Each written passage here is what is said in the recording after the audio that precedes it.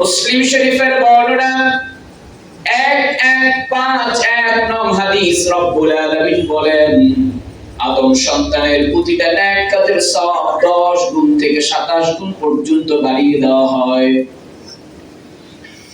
রব্বুল আলামিন বলেন বান্দা সব আমলটা তার নিজের জন্য করে, একমাত্র রোজা ব্যতীত বান্দার যত আমল আছে বান্দা তার নিজের জন্য করে। আর রব্বুল আলামিন বলছেন বান্দা রোজাটা একমাত্র আমি আল্লাহর জন্য রাখে, এজন্য রব্বুল আলামিন বলছেন আমি আল্লাহই রোজার পুরস্কারটা আমার বান্দাকে আমার হাতে দিব। রোজা রাখার পরে বান্দার মুখের মধ্যে যেই দুর্গন্ধ তৈরি হয়ে যায়, ঘ্রাণ তৈরি হয়, এই দুনিয়ার মানুষের কাছে এই দুর্গন্ধটা খারাপ লাগতে পারে, কিন্তু রব্বুল আলামিন তার এই বান্দার এই দুর্গন্ধকে রব্বুল আলামিন দুর্গন্ধ বলেন নাই। আল্লাহ রব্বুল আলামিনের কাছে তার ওই বান্দার মুখের দুর্গন্ধটা আল্লাহর কাছে মিশক আম্বরের চাইতেও অনেক সুগন্ধময়।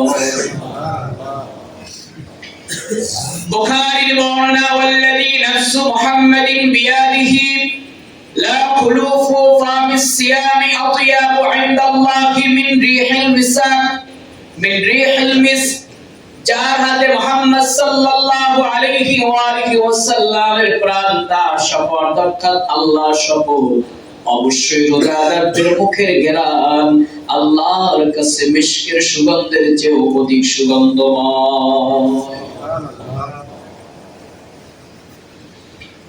রোজাদার বান্দার জন্য দুইটা আনন্দ আছে, ধরে বলেন কয়টা আনন্দ? আরেকটু আওয়াজ দেন, কয়টা আনন্দ? দুইটা আনন্দ আমার ভাইরা। মুসলিম শরীফের বর্ণনা 1151 নম্বর হাদিস, লিসসিয়ামি লিসসাইমি ফারহাতানি, অর্থাৎ রোজাদার বান্দার জন্য দুইটা আনন্দ, ফারহাতুন ইনদা ফিতরিহি ওয়া ফারহাতুন ইনদা লিকাই রাব্বিহি। রোজাদারের জন্য দুইটা খুশির মুহূর্ত রয়েছে, একটা হচ্ছে ইফতারের সময়, আর একটা হলো রোজাদার বান্দা যখন তার রবের সাথে সাক্ষাৎ করবে ওই সময়। আমরা যখন ইফতার করি প্রিয় ভাইরা, আসলে বলেন আমাদের কাছে একটু ভালো লাগে কিনা? রোজা না রেখে কেউ যদি ইফতারি খেতে বসে, তার যে ইফতারের যে ফিলিং আর আপনার যেটা এক হবে, জোরে বলেন হবে? কখনো হবে না, কারণ আপনি সারাদিন পর্যন্ত কিচ্ছু খান নাই, পানি পান করেন নাই, একা ঘরের মধ্যে ইচ্ছে করলে ঢুকে আপনি খাবার খেতে পারতেন, পৃথিবীর কেউ আপনাকে দেখতো না, কিন্তু আপনি কিছুই গ্রহণ করেন নাই, শুধুমাত্র আপনার রব আল্লাহর জন্য, আপনি তাকওয়া অর্জন করার জন্য আপনি কোনো কিছু ভক্ষণ করেন নাই, পান করেন নাই। এই যে কষ্ট আপনি করলেন, যখন আপনার মুয়াজ্জিন সাহেব আযান দিবে 1 মিনিট 2 মিনিট বাকি আছে, কি একটা আনন্দ, ঠিক না ভাই? এটা হাদিস শরীফ থেকে এসেছে, মুসলিম শরীফের বর্ণনা বলছিলাম। শুধুমাত্র তাই না আমার ভাইরা, রোজার কারণে রব্বুল আলামিন এই রোজাদার বান্দার যদি পিছনের কোনো গুনাহ থেকে থাকে, নবী করিম সাল্লাল্লাহু আলাইহি ওয়া আলিহি ওয়াসাল্লাম বলছেন এই বান্দা যে রোজা রেখেছে, এজন্য আল্লাহ রাব্বুল আলামিন তার ওই বান্দার গুনাহগুলোকে আল্লাহ পাক ক্ষমা করে দিবেন। সুবহানাল্লাহ। বুখারীর বর্ণনা 1895 নম্বর হাদিস,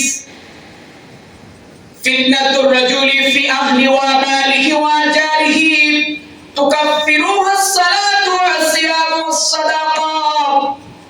নবী করিম সাল্লাল্লাহু আলাইহি ওয়া আলিহি ওয়াসাল্লাম বলেছেন, মানুষের পরিবার, ধন, সম্পদ, প্রতিবেশীর ব্যাপার থেকে ঘটিত যত ফিতনা আছে, যত গুনাহ হয়, আল্লাহ রাব্বুল আলামিন এই গুনাহগুলোর কাফারা রোজার মাধ্যমে বলে দেয়।